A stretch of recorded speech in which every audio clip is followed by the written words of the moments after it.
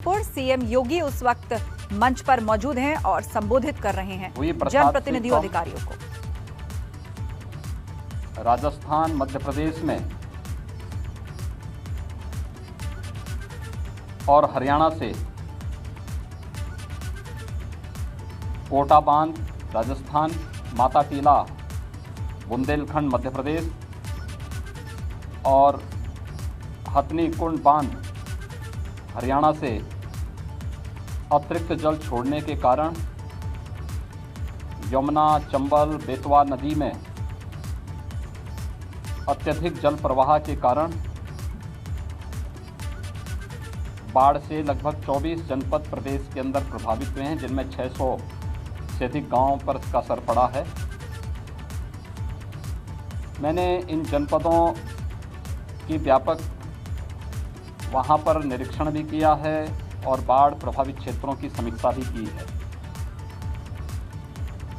मैं भी हमीरपुर, जालौन, इटावा और रैया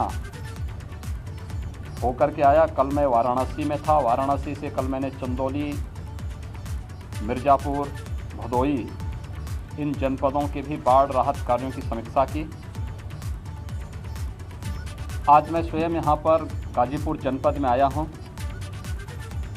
गंगा जी के तटवर्ती क्षेत्रों में बाढ़ के कारण लगभग 32 राजस्व गांव प्रभावित हुए हैं। लगभग 1.5 लाख की आबादी कम और ज़्यादा इससे प्रभावित हुई है। मैंने अभी बाढ़ पीड़ितों को दी जाने वाली राहत सामग्री का भी निरीक्षण किया और साथ ही साथ जनप्रतिनिधियों के मार्गदर्शन में, उनके नेतृत्व में जिला प्रशासन के द्वारा राहत कार्यों को किए जाने की समीक्षा भी की है। युद्ध स्तर पर कार्य चल रहे हैं। हर प्रभावित गांव में नाव या फिर SDRF, NDRF या PSC की फ्लड यूनिट को लगाने की कार्रवाई पूरी की जा चुकी है। युद्ध स्तर पर राहत कार्य चल रहे हैं। कुछ परिवारों को जहां पर जिनके घरों में पानी घुस चुका है, उन्हें सुरक्षित राहत शिविरों में लाकर के उनके लिए उस प्रकार की राहत सामग्री के साथ साथ फूड पैकेट के वितरण की कार्रवाई भी संपन्न हो रही है। जिला प्रशासन को स्पष्ट निर्देश दिए गए हैं कि हर एक प्रभावित गांव के लिए एक नोडल अधिकारी की तैनाती जो पहले से है उसका और पुख्ता किए जाने की आवश्यकता है। राहत सामग्री पर्याप्त मात्रा में वितरित किए जाने की आवश्यकता है और समय पर किए जाने की आवश्यकता है। इसके अलावा इस बात को ध्यान में रखने की आवश्यकता है कि नदी रात्रि से स्थिर है और अब धीरे धीरे करके पानी घटता हुआ दिखाई दे रहा है। इस समय सतर्कता बरतने की आवश्यकता है।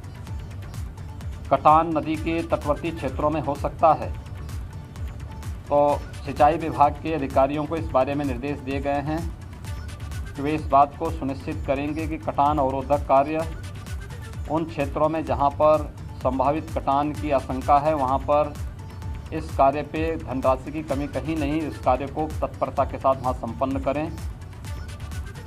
जनप्रतिनिधि राहत कार्यों के साथ बढ़ चढ़ करके भाग ले रहे हैं। सुरक्षित माहौल में वे उन सभी पीड़ित परिवारों से मिलें, बिना भेदभाव के सबको राहत सामग्री का वितरण करें। पुलिस विभाग से निरंतर पेट्रोलिंग करने, राहत शिविरों में रहने वाली महिलाओं और बालिकाओं की सुरक्षा के लिए महिला आरक्षियों की तैनाती करने, स्वास्थ्य विभाग और पशुपालन विभाग को भी इन सब कार्यों के साथ जुड़ने के लिए कहा गया है और वे सभी युद्ध स्तर पर स्वास्थ्य विभाग से न केवल मेडिकल की टीम हर प्रभावित गांवों में और शिविरों में तैनात करने के लिए निर्देश दिए गए हैं, बल्कि एंटी रेबीज के इंजेक्शन और एंटी स्नेक वेनम यानी सांप बिच्छू के काटने की शिकायतें इस सीजन में ज़्यादा होती हैं। इसको भी हर जगह इसकी उपलब्धता सुनिश्चित कराने के लिए कहा गया है। पशुपालन विभाग से पशुओं के उपचार और उनके लिए चारे की व्यवस्था के लिए भी कहा गया है। ये सभी कार्य युद्ध स्तर पर चल रहे हैं। जिन 32 राजस्व गांवों में बाढ़ का प्रभाव देखने को मिला है, उन पर युद्ध स्तर पर लग करके अगले 24 घंटे के अंदर उन सभी पीड़ित परिवारों को राहत उपलब्ध कराने के लिए निर्देश दिए गए हैं। कार्य संतोषजनक ढंग से राहत कार्य चल रहे हैं और मैं विश्वास के साथ कह सकता हूं कि कोरोना महामारी के दौरान जनप्रतिनिधियों ने, प्रशासन ने हेल्थ वर्कर्स और कोरोना वॉरियर्स के साथ मिलकर के जो प्रदर्शन किया है, इस बाढ़ जैसी आपदा का भी सामना इसी तत्परता के साथ सभी लोग मिलकर के करेंगे। बहुत बहुत धन्यवाद। तो सीएम योगी को आप सुन रहे थे। उन्होंने बाढ़ग्रस्त इलाकों में किस तरह की चुनौतियां हैं उनका जिक्र किया और साथ ही ये भी बताया कि अधिकारियों को किस तरह के निर्देश दिए गए हैं और कहा कि धीरे धीरे पानी घटता जा रहा है। कटान को लेकर सिंचाई विभाग को निर्देश दिया गया है। राहत शिविरों में पुलिस भी निगरानी करेगी।